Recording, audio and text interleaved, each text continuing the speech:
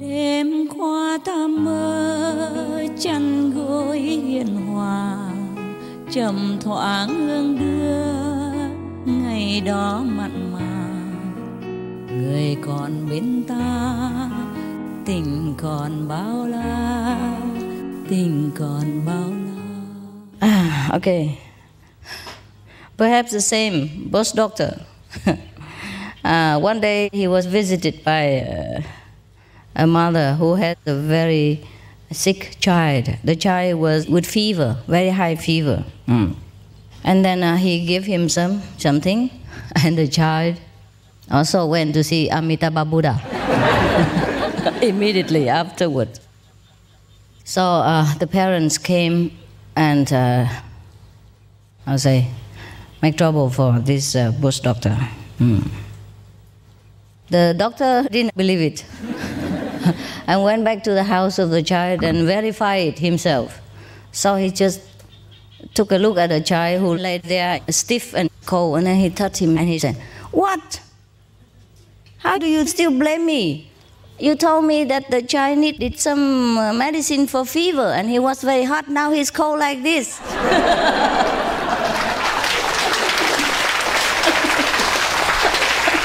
Oh, my medicine worked. You still blame me.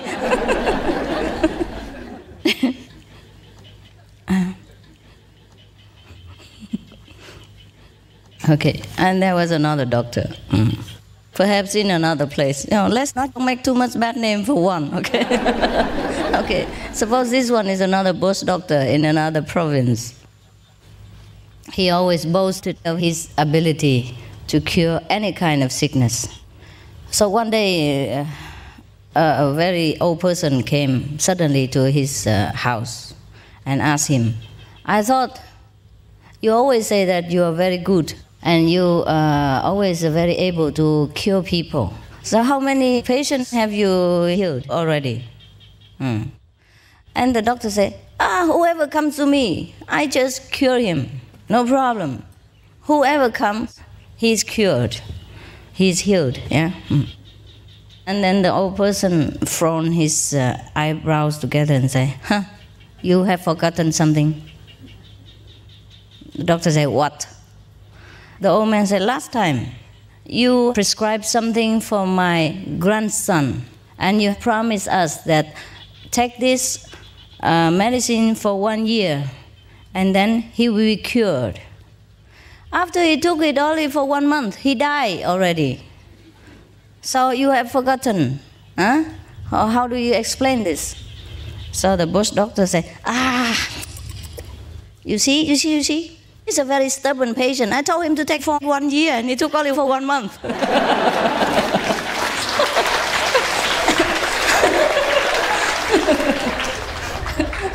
Why die so quickly, right? It's still 11 more months to come, huh?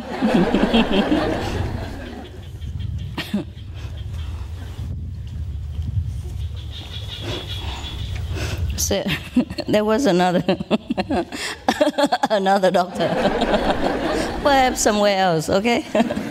Good doctor you can find anywhere, because he was the one and only in that district, so people invited him anywhere. So one day he was invited to come to a person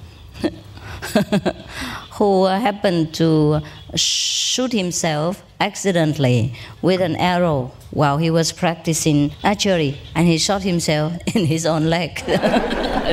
I don't know how they do it, but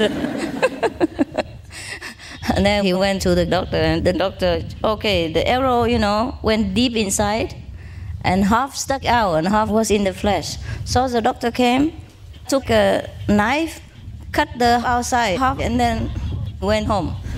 And the patient said, "Hey, there's another half inside." So the doctor shook his head and said, "No, for this you have to find an internal doctor, I'm only for outside."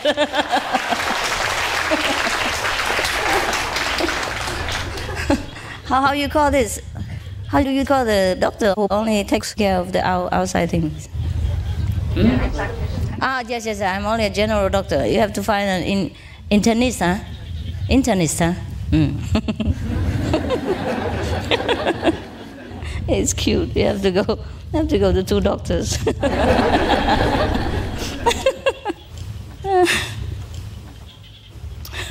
Okay, that's another doctor, perhaps somewhere else, okay?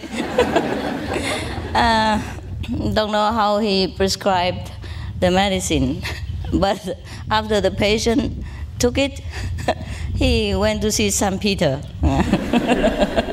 He's a Catholic. So he went to visit St. Peter, never returned again. Anyhow, so of course the family members didn't like that, yeah, and then came and sued him. But the doctor came and bowed to them and pleaded with them, please be considerate and don't make trouble for him, because even though he's a doctor, he's a bush doctor, he doesn't have much money, he can't afford to go to the court and anything like that. Even if they sue him, there's nothing good for them because he don't have enough money to pay them anyhow. So whatever else they can do, just try their best, but just don't take him to court and make trouble. Okay, so after a while like this, the family members also felt very, softened and felt sorry for the bush doctor. So they say, okay, well, at least you come and carry the dead body to the grave and dig the grave and all that. Then take care of all the funeral service, then it's all right. Then let's call it even. And that's the best already we can do for you. We already feel so much pity for you. So that's okay, huh? So the doctor said, okay. So on the day of burial, he, his wife, and the son, and the son's wife, carried the coffin, both sides, on the 4 sides. Carried, because in the old times, they didn't have car. So they carried on their shoulders, 2 persons in the front, 2 persons in the back. So after they walked for a while, and the doctor felt very, very tired. He was old, and skinny. And he said, oh, I tell you what, to be a human being, never ever learn to be a medical person. To be a human being, never learn medicine. So his wife sighed, say, oh, yeah, you learn medicine, you make trouble and suffering for your wife and kids. And the son added one sentence and said, oh my God, his head is very big. And you have the feet, is even better than me. I'm in the front, the head is very heavy. I nearly couldn't walk anymore. And so the daughter-in-law, at last she said, okay, father, next time you want to heal somebody, please pick a skinny one.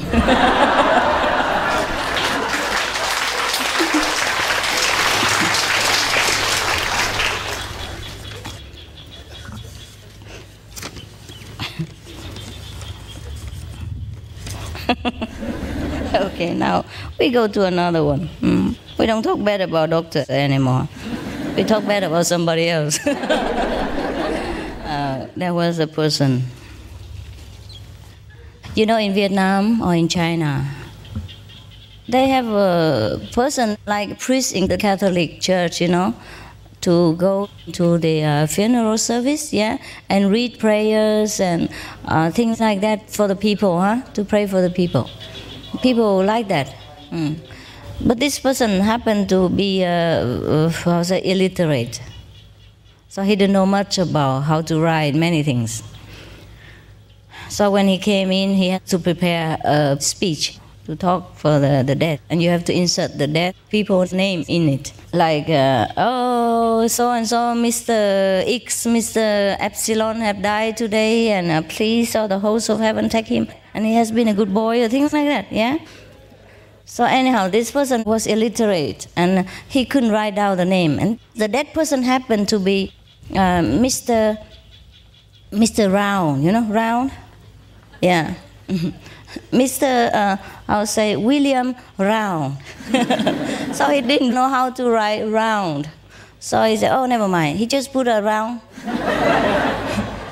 shape, a zero shape in it, and say, William, he could write. William, he made phonetic for himself, William and Round. he put a circle in it, and so on. Because the other formula he already learned by heart, so he didn't have to even know. He learned already. Even if he read the formula, he didn't have to read it. But the name he had to insert in it. Just like when you go for initiation, you insert your name in the empty spot. But please don't make a circle if your name happens to be round. And many people in the village knew that this guy was not very well educated. And it happened that this person was William Round. So anyhow, they saw him write the formula with a circle, and they were laughing. So they waited until he went in the bathroom or something, and they just mischievously put a stripe on it? A slash on it. Oh, yes. Put a slash next to the, the circle like this. You know what I mean? No, they do it like this. Like this. So in Vietnam, there are people who make the coconut. They cut the coconut and then put a handle on it and drill the handle in between to get water out with it, yeah, from the bucket, yeah. Like what in English? A scoop. Like a big scoop.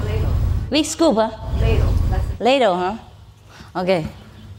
So it looked like a ladle, huh? So when the priest, country priest came back, you know, and he read it. I am today, the 10th of April, 1996. Oh, heaven and earth, hear me, bang, bang. There was a good person, namely Mr. William Ladle.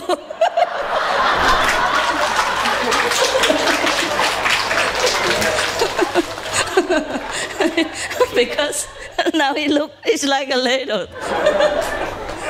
So people stop him. They couldn't stop laughing because they know what they did. I say, hey, his name is Round, not Ladle. Why you read the wrong name? He say, huh? Then who was the cupid that put the handle over here?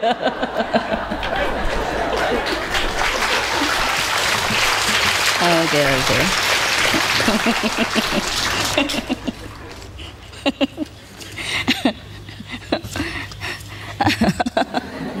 You understood, huh? Make sure you don't write a circle and people will put a handle on it. Đêm qua ta mơ theo cánh nhạn hồng, lạ lướt mây xanh, thanh thang trời lộng, một đời thong dong, một đời thong dong.